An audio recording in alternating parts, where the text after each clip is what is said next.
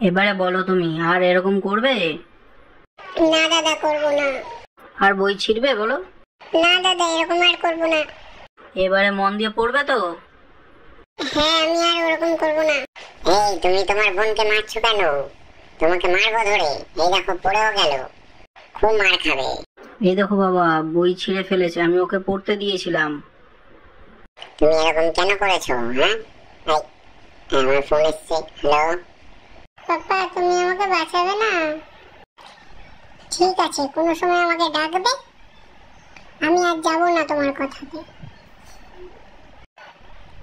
পাপা আমাকে ছেড়ে চলে গেল, আমি আর যাবো না বাবার কাছে।